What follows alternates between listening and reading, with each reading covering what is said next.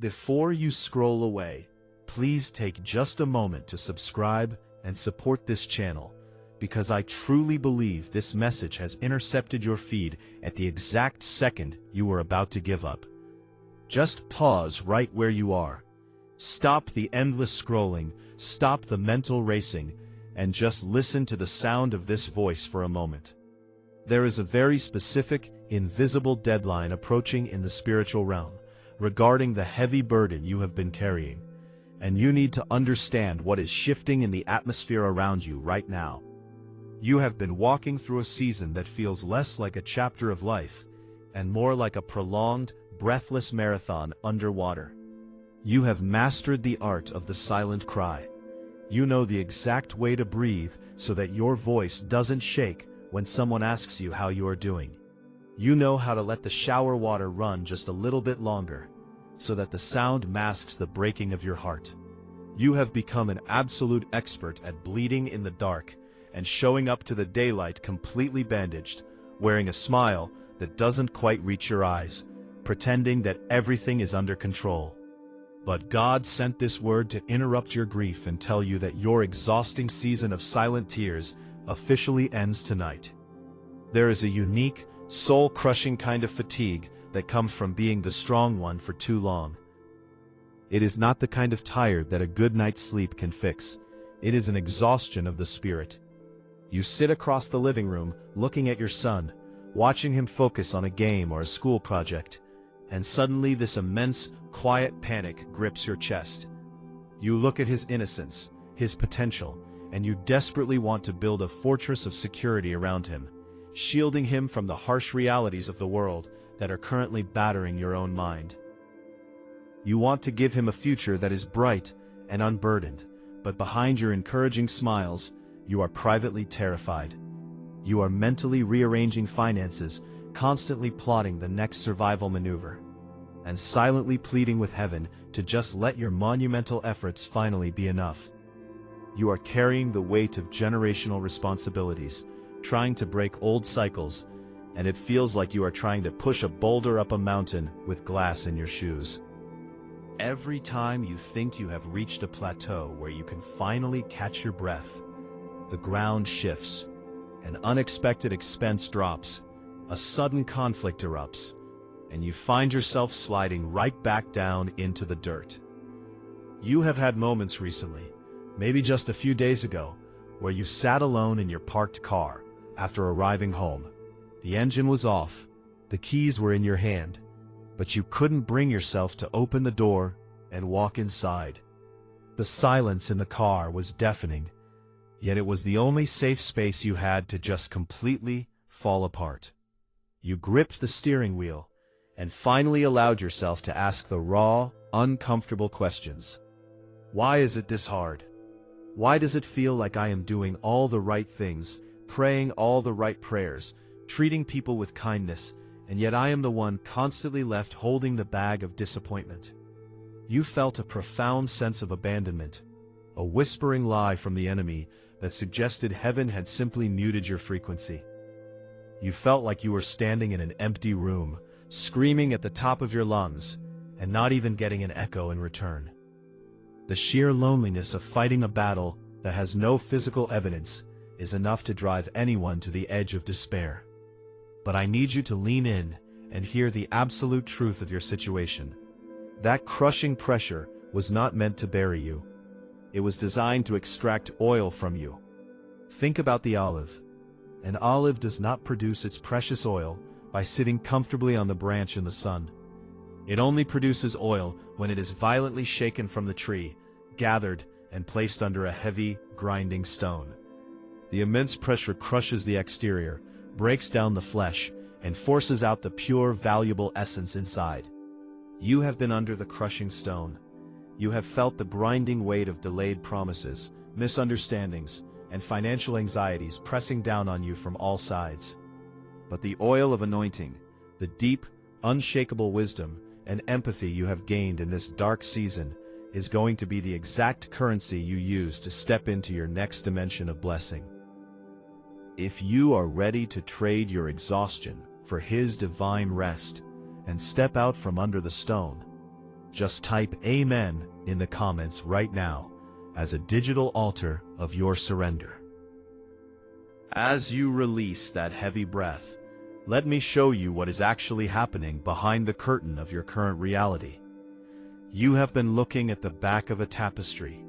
When you look at the underside of a hand-woven rug, all you see is chaos. You see jagged threads, knots, mismatched colors, and frayed ends that seem to make absolutely no sense. It looks messy, disorganized, and entirely lacking in purpose. That is how your life has felt lately, a series of disconnected, painful events that seem to have no logical pattern. But God is standing on the other side of the loom. He is looking at the front of the tapestry. He sees exactly how the dark thread of your sorrow is creating the necessary shadow to make the golden thread of your upcoming victory shine brilliantly. He is weaving a masterpiece out of your mistakes, your heartbreak, and your silent endurance. The season of adding dark threads to your story is coming to a close. The weaver is shifting his hands, preparing to pull the bright, vibrant colors of restoration through the fabric of your life. You are going to start noticing the shift in the smallest, most subtle ways at first. It won't necessarily be a dramatic lightning bolt from the sky. It will be a morning where you wake up, and before your feet even touch the floor, you realize that the familiar heavy dread sitting on your chest is simply gone. You will take a breath, and it will feel lighter. The situations that used to send your nervous system into a complete tailspin will suddenly seem manageable. A problem will arise at work or in your household, and instead of reacting with that old familiar panic, you will feel this bizarre, deeply rooted calmness anchor your soul. You will look at the storm raging outside your window, and instead of fearing the wind, you will simply adjust your sails. This is the evidence of the internal fortification that took place while you were crying in the dark. You thought you were breaking, but you were actually hardening like steel in a blacksmith's fire. The master craftsman plunged you into the fire, pulled you out, hammered you on the anvil of adversity, and then plunged you into the cold water, over and over again, not to punish the metal, to make it a weapon that will not shatter when it strikes the armor of the enemy. And as you walk into tomorrow, you have to drastically change your posture. You cannot walk into a season of abundance still wearing the defensive armor of trauma. You have spent so long bracing for impact, waiting for the other shoe to drop, expecting things to go wrong because historically, they always have. But you must consciously command your mind to release that expectation. When you catch yourself predicting a negative outcome out of habit, you have to interrupt that thought. You have to remind your spirit that the eviction notice has been served to your anxiety. You must begin to speak to your environment with the authority of someone who knows the battle has already been won in the spiritual realm. Imagine a massive, ancient ship that has been battered by a hurricane for 40 days and 40 nights. The crew is exhausted, the sails are torn, and everyone is just waiting to sink. But suddenly, the captain notices a shift in the current. The wind changes direction. The sky hasn't completely cleared yet. The waves are still somewhat choppy, but the fundamental trajectory of the storm has broken. That is exactly where you are standing right now. The wind has shifted. Because of this shift, you are going to encounter people who will not understand the new version of you. There will be friends, family members, or colleagues who are so used to interacting with your wounded, exhausted self that your new boundaries and your sudden peace will actually offend them. They will wonder why you are no longer available to entertain drama. They will be confused when you don't engage in the same pessimistic conversations about how hard life is. You will quietly step away from tables where gossip and fear are served, and you will choose the solitude of your own healing over the comfort of familiar toxicity. This is a crucial phase of your transformation. You cannot carry the luggage of your previous season into the new territory God is opening up for you. Some relationships were only meant to be scaffolding, there to help you build a certain part of your life, but absolutely necessary to remove once the building is complete, so the true architecture can be seen. As you shed these old connections, do not mourn them as losses. Recognize them as the necessary clearing of space. Consider the eagle when a massive storm approaches. While every other bird frantically searches for cover, hiding in the rocks and the lower branches, shaking in fear of the thunder, the eagle does something completely counterintuitive. The eagle flies directly into the turbulence. It uses the massive violent updrafts of the storm to push it higher than it could ever fly on its own power.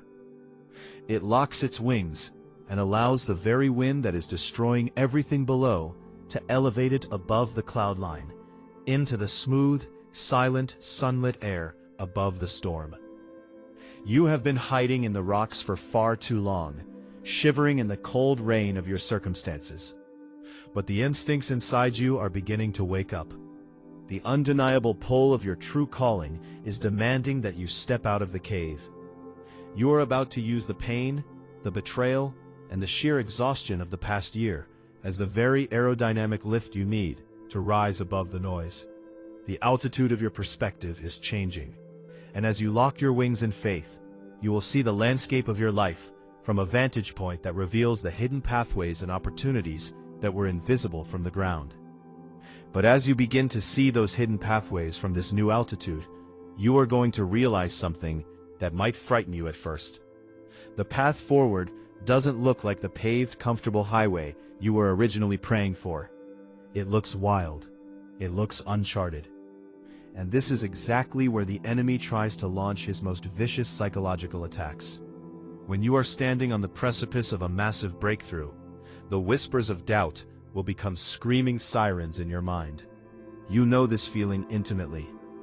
Think about those nights recently when the rest of the house was entirely dark, and you were the only one awake. You were sitting there in the quiet, maybe staring at the dull glow of a laptop screen or a stack of papers spread across the table.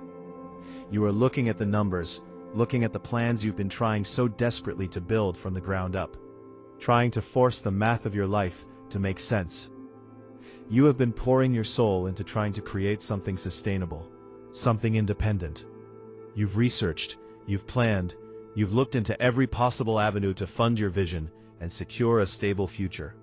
But when you looked at those papers in the middle of the night, a cold wave of absolute terror washed over you. The margins were too thin. The obstacles seemed insurmountable. You slowly pushed your chair back, walked softly down the hallway, and paused outside your son's bedroom door. You listened to the quiet, steady rhythm of his breathing in the dark. And in that solitary moment, your heart felt like it was going to physically shatter under the pressure. You stood there, leaning your forehead against the doorframe, and the thought that brought you to your knees was the terrifying question, what if I can't do this? What if all this risk, all this sacrifice, all these hours I've spent grinding away while everyone else was resting, ultimately leads to failure? You want so badly to be the hero of his story, to build a fortress of security for him so he never has to inherit the struggles you've had to fight through. You want to leave a legacy, not a liability. That specific kind of fear is a crushing, suffocating weight. It is the fear of inadequacy masquerading as practical reality. You tiptoed back to the kitchen, sat down in the absolute silence, and that is when the dam finally broke. It wasn't a loud, dramatic weeping. It was that single, heavy, silent tear that slips out when you are just too exhausted to hold the facade together for one more second. It was the physical manifestation of a soul that has run completely dry. You felt like a ship stranded on a sandbar, with the tide all the way out, entirely out of options, entirely out of strength. You told God, in the quietest whisper your voice could manage, that you were done. You had nothing left to give, no more strategies to try, no more backup plans to activate. What you couldn't see in that dark kitchen was that heaven was orchestrating a massive, unseen mobilization on your behalf. You thought your inability to figure it out was a sign of defeat, but God was actually waiting for you to exhaust your own blueprints so he could hand you his. You see, as long as you were gripping the steering wheel so tightly that your knuckles were white, trying to force doors open that were meant to stay shut, but the moment you let go, The moment that silent tear fell, and you admitted your complete human limitation, you invited the supernatural into your natural circumstances. Consider the process of building a massive skyscraper. Before a single piece of shining steel is erected into the sky, the builders have to do something that looks incredibly destructive. They bring in heavy machinery and they dig a massive, ugly, dark hole deep into the earth. They tear the ground apart. To someone just walking by, it looks like a disaster site. It looks like a mess of dirt and chaos. But the architect knows that you cannot build a structure meant to touch the clouds on a shallow foundation. They have to dig down until they hit solid bedrock. They have to pour thousands of tons of concrete into the dark, hidden depths of the earth. You have felt like your life was being torn apart. You have looked around at your circumstances, at the delays in your business plans, at the financial strain, and you thought you were standing in a disaster site. You thought you were being buried. But God has been digging a foundation. He had to take you deep into the dirt, deep into the uncomfortable, unglamorous, lonely work of building character, resilience, and unshakable faith, because the height of the blessing He is about to build in your life requires a foundation that goes all the way down to the bedrock of your soul. This is why the rejection you faced recently was actually a profound act of divine mercy. You applied for the opportunity, you sought the approval, you waited for the breakthrough in that specific area, and when the doors slammed shut, it bruised your spirit. But if you could see what was waiting behind that door, you would be on your face thanking God that He didn't let you walk through it. He wasn't denying you. He was rerouting you.